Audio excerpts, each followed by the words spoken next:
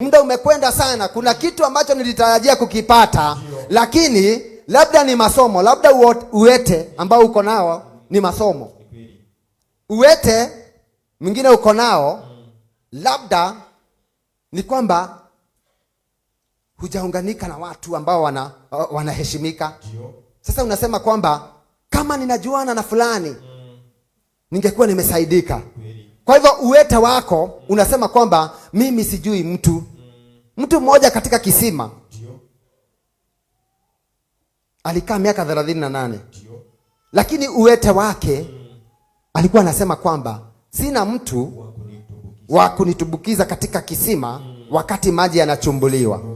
Kwa hivyo alikaa na shida zake miaka 38 kwa sababu alikuwa anasema kwamba sina mtu. Huo labda ndio uwete wako.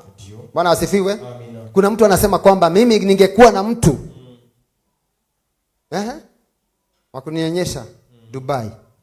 Ningekuwa na mtu wa kunionyesha Kampala. Ningelikuwa na mtu wa kunionyesha pasipoti inachukuliwa namna gani. Ningekuwa na mtu wa kunionyesha biashara ya kuuza simu. Ningekuwa nimetajirika. Lakini Mungu alizuia ujuane na huyu mtu. Ndio sifa usipeleke kwa huyu mtu. Halo?